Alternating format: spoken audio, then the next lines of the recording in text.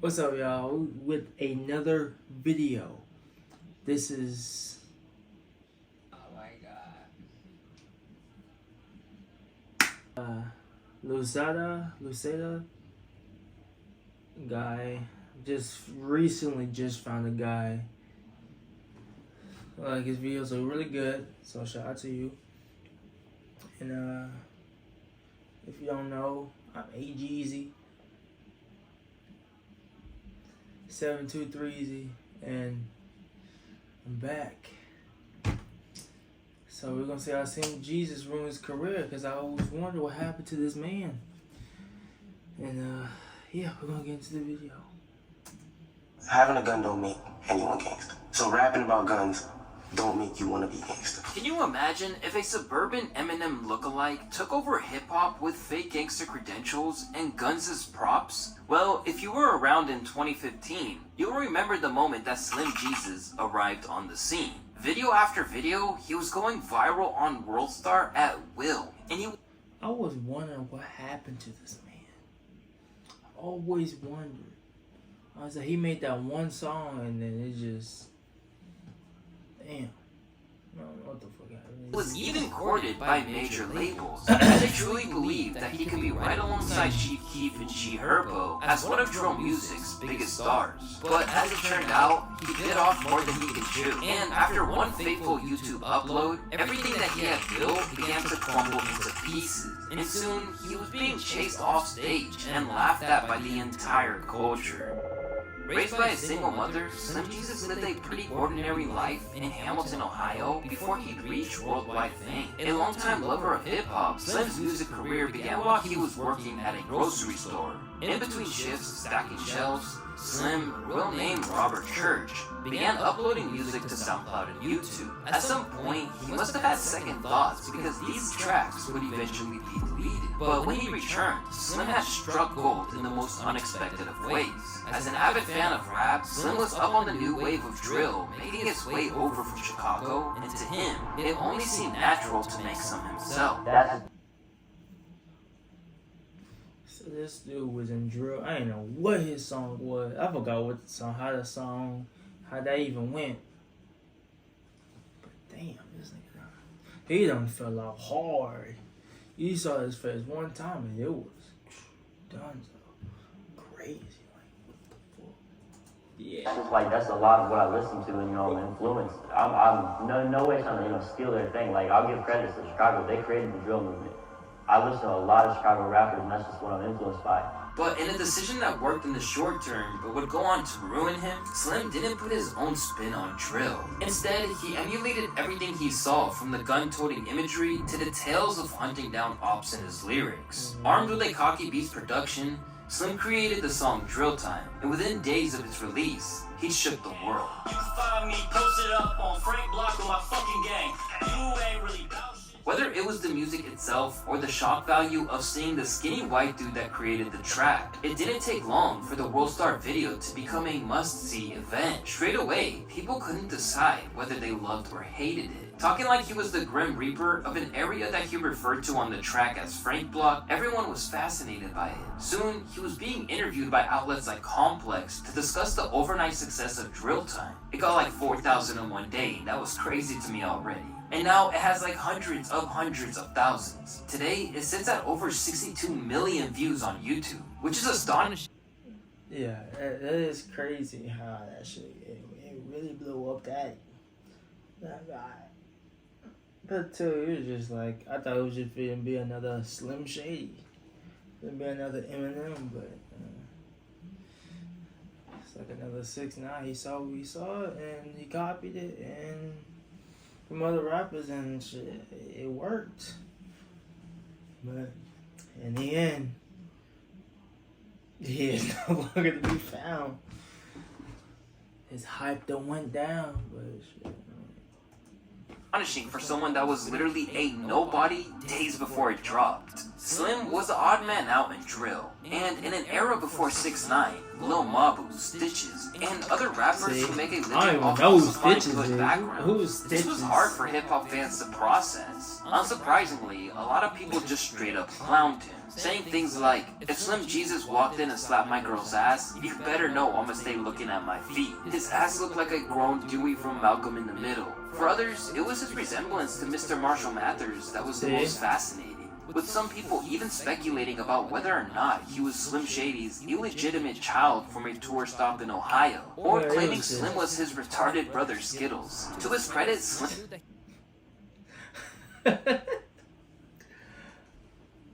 I didn't think he was related. I didn't think he would be related to him, but I thought there was really a resemblance to that. So I see why. I see why. You can't just be putting that shit out and just expect. But you know, yeah. I don't even know, man. Slim knew that he wasn't in Shady's league and tried to downplay any of those comparisons. The Eminem comparison is literally just because we're white. We don't make the same kind of music. I don't like rap the same. People stay talking about, man, has Eminem tweeted you yet? No, and that shit probably won't happen because we're on completely different bars. I'm not lyrical, I'm ignorant. Considering he was the white guy doing drill music, it's no surprise that some... I'm not lyrical, I'm ignorant. Let me see if you're still recording. Okay, cool. It's like what most of these rappers now. No, I'm not lyrical, I'm ignorant. Artists saw him as a culture vulture. He admitted it. Soon after he had put the track out, another rapper from Chicago by the name of Lil Mouse jacked the song's beat to diss Slim Jesus for all of his tough talk.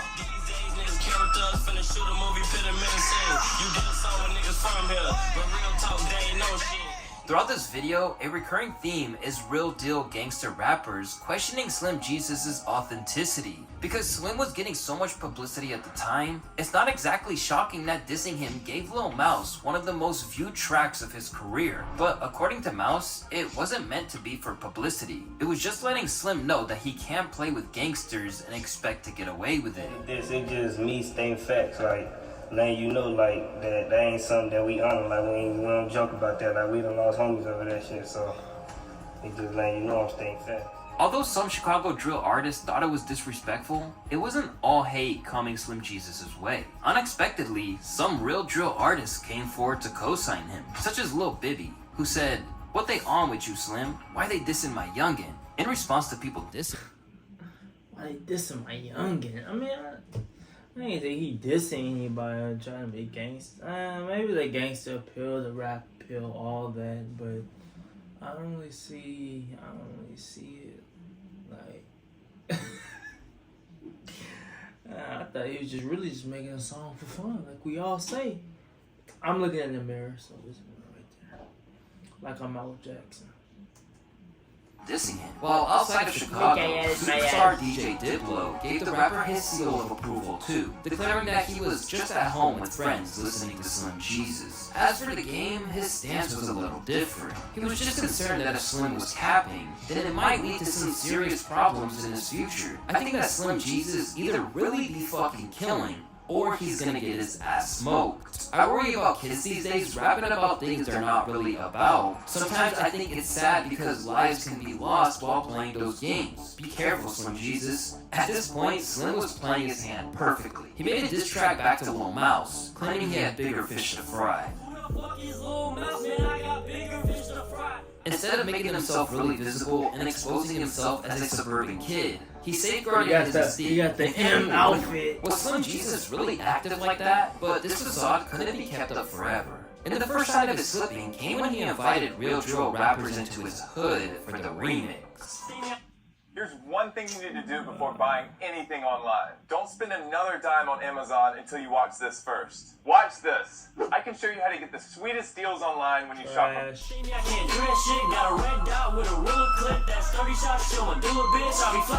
While Lil Mouse was busy dissing him, other rappers in the Chicago drill music scene, such as King Yella, P. Rico, and Killa Kells, saw a potential bag appearing alongside Slim for a new version of Drill Time, which debuted on Worldstar's YouTube channel. But when they got to Frank Block, that's when King Yella, a well-known Chicago drill rapper, first realized that Slim wasn't the person he portrayed himself as in his rhymes.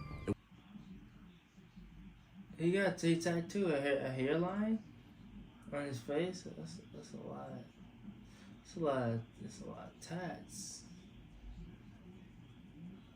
He tattoo a hairline. It was not real at all. Everything, it was not real. So we had to figure out, we didn't want to shoot like it wasn't real. Like, how the fuck, I don't know how y'all finessed the camera made it look like this was a real hood, wasn't nothing going on. Rather than expose him, King Yella kept the secret to himself, cause by associating with him, he got a pretty big publicity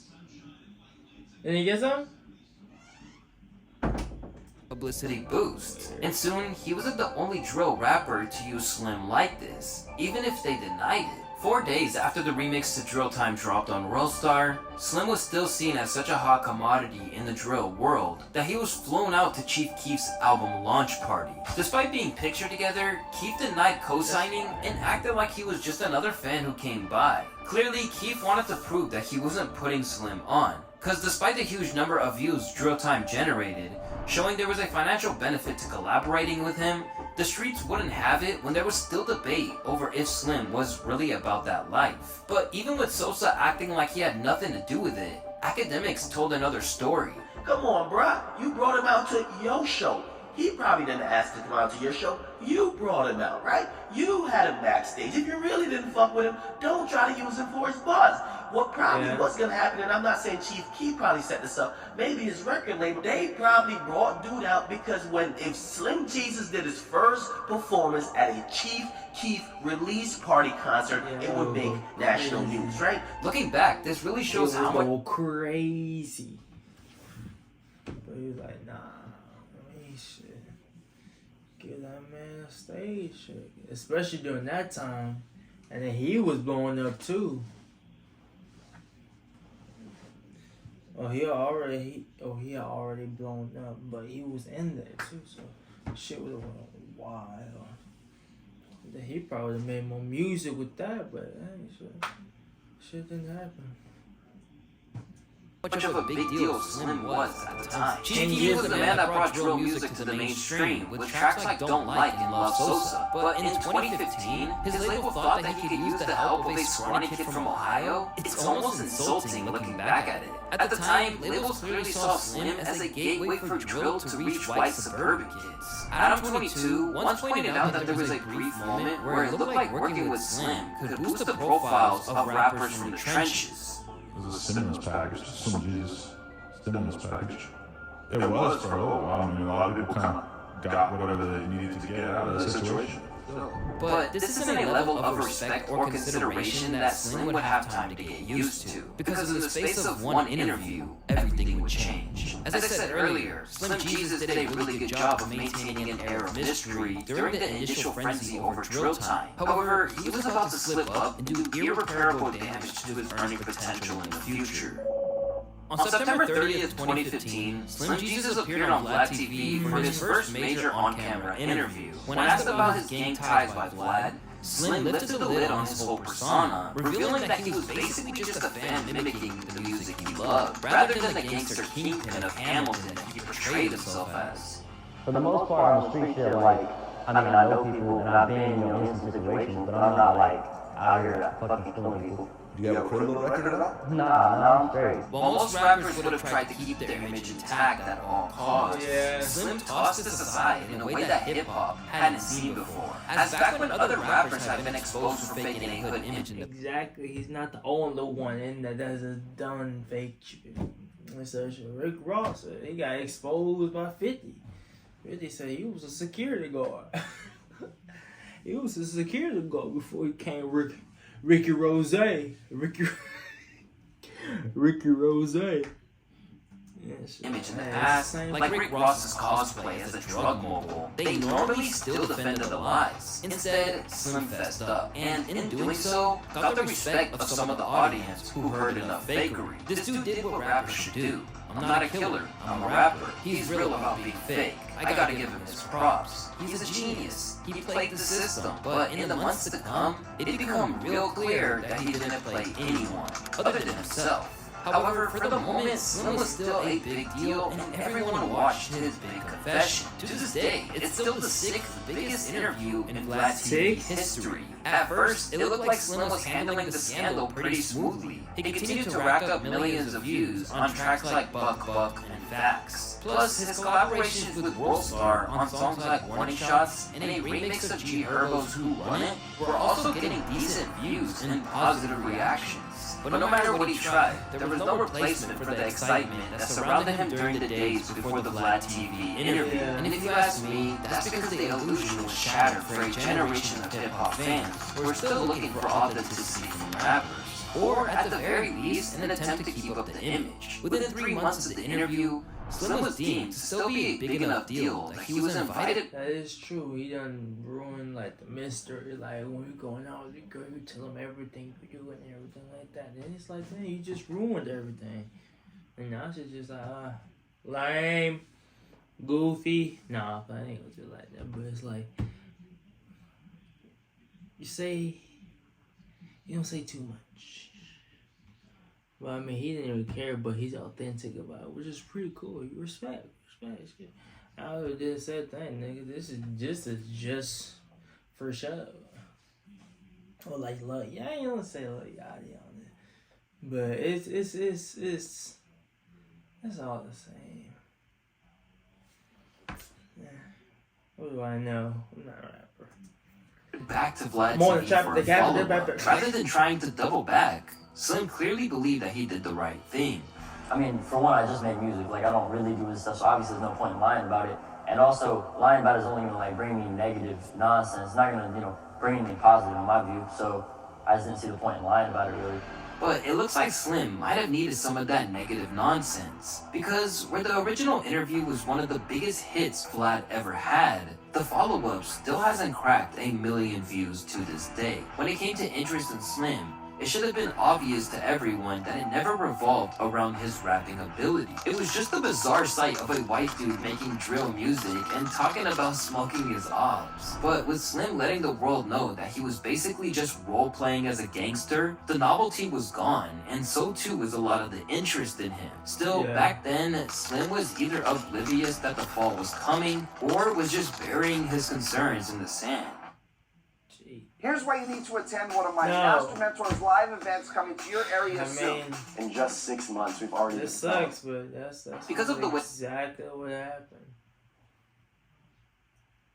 Yeah. The way he was acting, you'd think that he was a made man, burning lucrative record contracts and hanging up on powerful figures in hip-hop. Little fun fact a lot of y'all don't know. I've been had offers from the same bullshit ass label to be signing y'all's favorite rappers. And you know how I feel about them? Fuck a label. We getting independent money, bitch.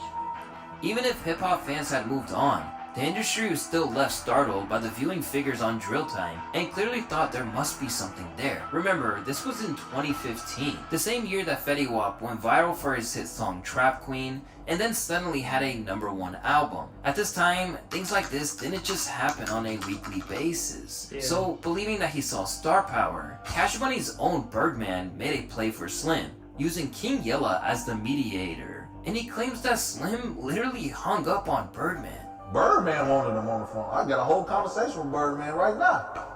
Thirsty for him. Slim Jesus hung up on the man in his face.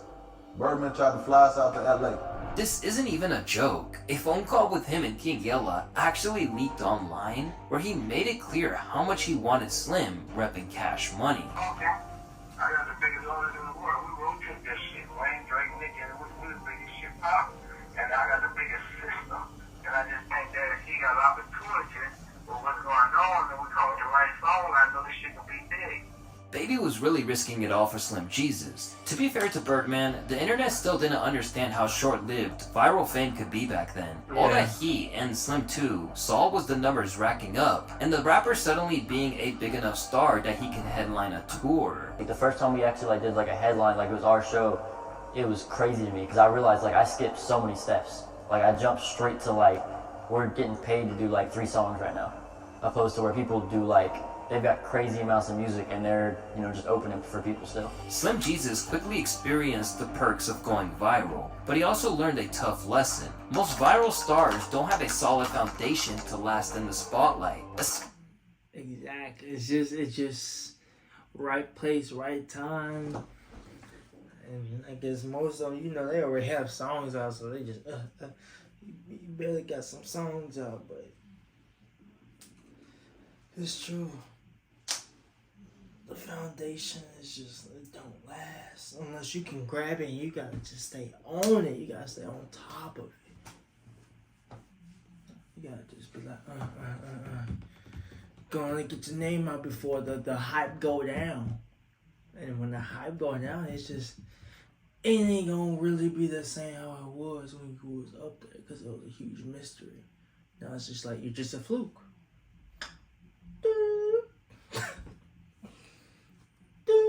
Like, come on now, like, oops. Especially when they move away from what initially grabbed everyone's attention. Without that key element, both the media and fans lose interest, leaving little appeal in what you've got coming next. Look, y'all, I want to talk about something real quick. The next time I do an interview, or the next time you see me out in public, want to come up and ask me questions, do not ask me about the same old motherfucking questions about some street shit. One, I've been asked about that shit like 300 times. Ask me something new. Two, what I do in my personal life, quite honestly, ain't none of y'all damn business. You know what you should be asking me about? Ask me about my music. Ask me about what projects I got coming soon. Gradually, Slim was experiencing the transition into a meme, and it really didn't help when his status as a gangster took a further hit when he got punked on his first tour. During a show in Ontario, he got his mic snatched by a DJ known as Black Jesus, which was super embarrassing. My brothers and sisters are dying, but they're at a Shakira concert! They're saying my hips don't lie! Over 10,000... Support real hip-hop, bitch! Left standing there and incapable of doing anything about it, this was a real turning point for Slim, because it made it clear just how vulnerable and sheltered he really was. And with that, the industry and his fellow MCs finally realized that he couldn't sustain this. You might as well just give it up, man. Who gonna take him serious? Like, his own race not gonna take him serious because you doing our type of shit. You on this nigga shit. And if he trying to do what we doing, how the fuck is they gonna take him serious? You let people do shit like that. Suddenly, those figures kept plummeting. So then you should at least do something. You just let that man do punk you right there. He's like, nigga, 102 pounds, soaking wet. Nigga, 102 pounds. Nigga, oh. That's just ballers on my part. People tuned in to gawk at whatever gun he was holding this time around, but no one was sticking around to the point they were buying records or buying tickets for his shows. Although he initially co-signed him, Lil Bibby later got to the heart of the issue, and that the minute he opened his mouth, he destroyed the image that kept everyone tuning in. I think the best thing he could have did was not say nothing. No interviews, no shit. Like everybody wanted to. That's what he should have did because that's what drew me into it. I know once everybody found out, like, he bad, you know, people don't respect that. Whether it was stubbornness or just being delusional, Slim still maintained he did the right thing by revealing that all the thuggery was a lie. Yeah. Look, I'm gonna say it like this, because I ain't gonna put too much on it, but that was like 2 years ago. I was like 18 and just got out of high school. I was just focused on nothing but recording music and shit. But that's like 2 years ago now. I mean, yeah, there's definitely some people who would still fuck with me, you know, but it's whatever. I had a job before I was 18. The rap shit took off, and I ain't worked a day, you know, since then. I mean, I don't look at it as work because I love what I do. Even if he needs to be commended for finding a way to make money as an independent artist, the way that people responded to his comments confirms that it was like it was grind. Still a mistake, as now, he was stuck with a rep that he couldn't shake. And it really showed how he now was looked at as nothing but a joke, with users commenting things like, "For some reason, I can't watch this interview without laughing. There ain't no noise on that block but crickets." Just as you thought it couldn't get any worse for Slim, it did. In 2017, he released his mixtape, The Most Hated. Back when Slim first hit the scene, dropping a tape like this would have almost guaranteed coverage by big names like Pitchfork. But this time around, they just completely ignored the project. The only thing he did that year that got any kind of buzz was his remix to Tay-K's The Race, which got a few million views.